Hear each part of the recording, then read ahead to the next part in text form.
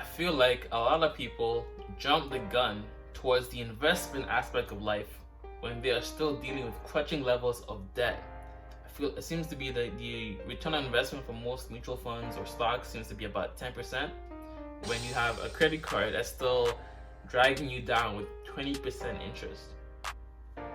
Focus, you know what I'm saying? You can't chase two things at the same time necessarily and get adequate results. You want to at least focus on, have a plan that you are currently doing with your debt as you are also seeking investments. Don't neglect the other for one. Know that we are all about debt freedom and helping you guys get to that destination. Ty and I have been out of debt for 9 years now, and we love it. We know how it feels to be buried in debt and stressed out, and we also know how it feels to be out of debt and having peace within our finances. And we love that feeling so much that we created His and Her Money to help you guys get to that place as well. And so that's what this video is going to be about. We're going to talk about 5 things that you simply have to get rid of if you truly desire to be debt free. That's right. A lot of times people think that it's material things that you need to get rid of in order to be debt free. The first is excuses. You have to get tired of making excuses. Stop saying, well, I'm a single parent, or I'm not married so I don't have that extra income. Stop making the excuses. Start owning your choices and look at yourself. You are pretty much, most times, most people are in the position that they are in because of themselves. Now, granted, we do understand that some people... That's the mindset I like to take with a lot of things in my life, right? I take things as it is my fault, right? And when you take ownership of the mistakes or your current life situation, it allows you to actually take action. It's like, okay, my parents didn't have enough money, or my parents didn't do X, Y, Z for me. Okay, but now what? What is that? You want to be solution oriented. You want to be, okay, now what? What are you gonna do to correct or to adjust or to maneuver or detour the situation, right? So okay, I may have decided to take the wrong program or wrong degree, or the degree ends up not being what I wanted. Okay, whatever. Okay, now I have $10,000 in credit card debt. I have $10,000 in student loan debt. What are the current steps that I need to take to beat that down? One of the things you could be doing is, instead of paying bi-weekly, or instead of paying monthly on your student loan bills, you're now paying it bi-weekly, so that you are making more payments to ultimately attack the interest and the principal, right? That's one of the things. Or instead of that, you may refinance the student loan entirely, so that you go to a reputable bank, you refinance the loan at maybe it's 10% when initially you took out the student loan at 14%, whatever it is, and now you are able to pay less interest on the total sum. You know what I'm saying? So things such as that is how you start being proactive with your debt. Now, obviously, the best approach I can always say is to not eat out. When you don't eat out, you save so much money. One other thing that I've definitely implemented myself is to get into the habit of checking my bank account every single day. Open your bank app, check it every single day. When you check your bank account every single day and you're seeing all the negative transactions or the money leaving it, it typically makes you more cautious. The periods in my life where I spent the most money are the periods where I didn't check my bank account for like a week or a couple weeks, right? Well, not a couple weeks, but like, you know, an extended period of time. So take ownership of everything that happens to you and say, okay, this is the current situation. What am I going to do to resolve it now? Have acquired debt, unaware, maybe a parent did something illegal, or to credit out on the child's name and things like that. We're not talking about that, but we're talking about those of you who made the decision to go into debt. You didn't make wise decisions. Sometimes it's just being able to go out with the girlfriends or the guys, and then you're charging it, and you're going to have to pay for that later. So stop making excuses. Start owning your choices and your decisions, and start turning things around. And the reason you got to get rid of those excuses is because you're letting yourself off the hook before you even start to fight. Getting out of debt is hard, but it's worth it. But if you are already coming into the game, starting the race with an excuse, you've already lost. And so that's why we want you to get rid of the excuses right now and be willing to say within yourself, I'm going to do whatever it takes in order to win. The second thing that you have to get rid of if you want to be debt-free is ignorance. You have to get rid of your lack of knowledge of understanding how finances work. And the reason you have to get rid of that is because without the information, you cannot make informed decisions. And what's really great about being here in this time, in this era in 2016, is that there's so much information available for nothing. You have YouTube channels like this one. You have podcasts like ours, the His and Her Money Show, all type of personal finance blogs, all types of personal finance books at your fingertips to help you increase your understanding of. I feel like one of the ways that ignorance plays into this whole thing is not knowing how much debt you actually have.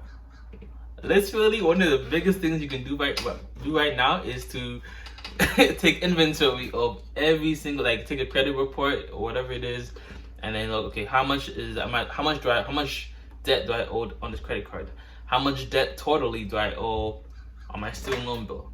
Once you have that number, then at that point, I feel like a lot of people can start, attacking it. But once you don't, if you don't even know the number, like the exact number to the cents that you owe X company or Sally Mae or your provincial party, whatever it is, it makes you continue to live in that blissful ignorance. Take inventory of the exact number that you are currently owing entirely of debt.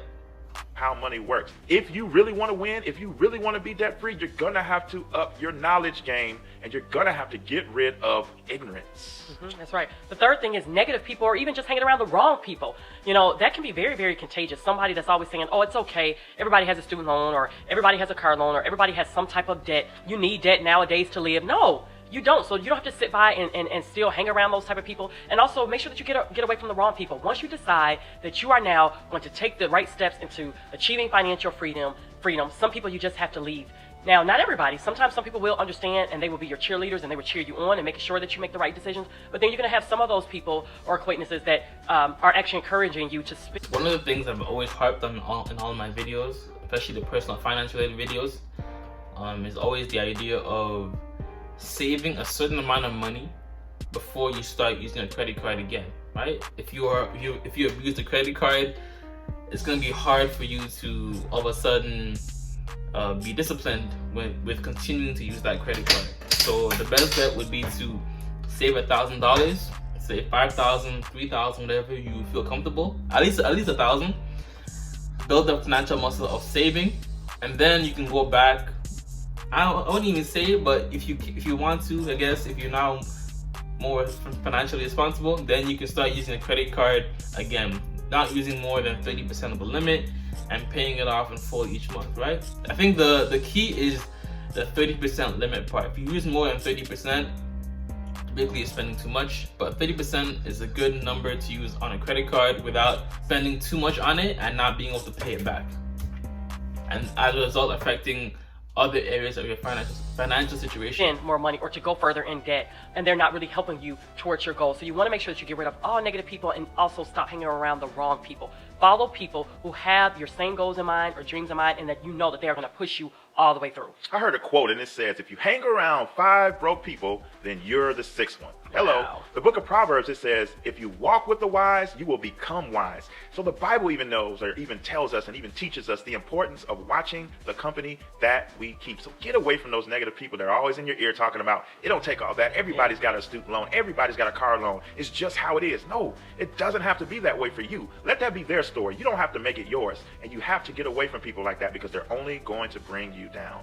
The 4th thing that you're going to have to get rid of is isolation. Guys, you're not going to be able to win this fight on your own. The fight is too tough. And it's going to take you to have some type of accountability as well as some type of community to help you along the way. You're not always going to be so highly motivated. This is why I feel like it's important, especially because on this channel I talk about addiction, right? If you can just tell someone you are struggling with XYZ, or someone you can confide in, tell them, oh, I'm struggling with this substance, or in this case, I'm struggling with my personal finance. I need some accountability, right? Someone will remind you anytime you want to eat out. Oh, yo, have you been eating out this week? You don't want to eat out, right? Remember your goal. Remember what you told me the other day? Yeah. Okay, cool. Let's keep on track, right? And same ways how it can be beneficial if you're struggling with quitting an addiction, marijuana or pornography addiction, NoFap, stuff like that, or alcohol. You can confide in someone, tell them, yo, I'm struggling with this, and some accountability. It's like one tactic I've always thought about is, or well, it's proven, is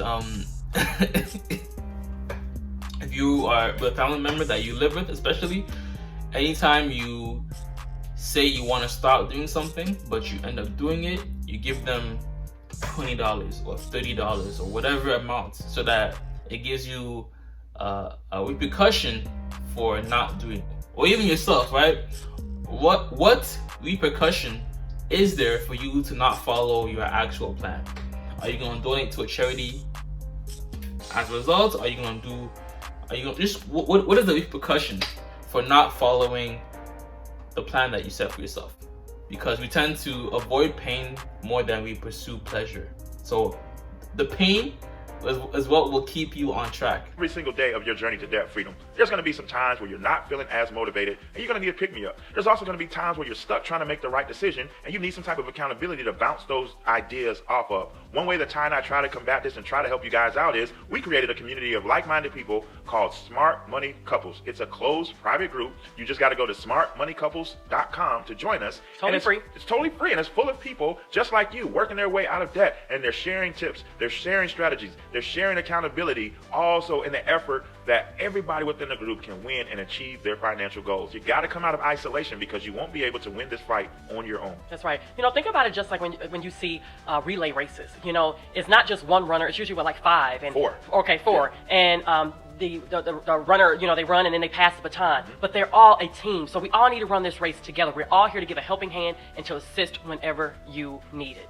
The fifth thing that you're going to have to get rid of is fear. That's right. So many of you all are crippled by fear that it literally is paralyzing you. I remember a few years back, the Lord dealing with me, and He said, "You know what? Fear is paralyzing." And I was like, "Wow, you're right, God." When you have fear in your life, you're not able to move. You don't move forward. You won't move forward. You become paralyzed. The Bible also says that God has not given us a spirit of fear, but of power, love, and of a sound mind. So that if you don't have that sound mind, or you have these negative thoughts and things like that, and it's making you afraid, then you know that God has not given you that. You need to just cast that out, reject it, and say, "No, I can do this. I can do all things through Christ who strengthens me. I'm going to do this. I'm going to get out of debt. I can win." Arguably, one of the biggest things that make a dent in your monthly income is your rent bill, right? Rent and utilities. So obviously the goal is to make more money, but whatever area that you can cut down on, especially when it comes to like rent, if you can still rent at a decent place in a decent area, perhaps have a roommate instead, and just bring down your total rent bill, because there are certain bills that are constantly fixed, right? Rent, utilities for the most part, phone bill, cut down on your phone bill, cut down on your Wi-Fi, stuff like that. These types of things that are a fixed recurrence are things you can see how you can perhaps get a discount or something about, right? And obviously another one would be to sell any of your current possessions that you feel are no longer serving you. Or another way to make more money would be to make reviews on products that you are knowledgeable in using or have used a lot. Make a YouTube video on the topic, become an affiliate for that program or that product, and leave a link in your description for other people to purchase and buy, right? So these are some things to think about as you are trying to make more money online, make more money in person, and definitely pay off your debt. So God bless, much love, peace, and joy. Namaste. Always remember, if it doesn't feed you, don't water it, and too much of any good thing, it's good for nothing. How are you lot doing today? Hopefully you're doing more, saying less, and keeping that same energy. With the script, I'm out.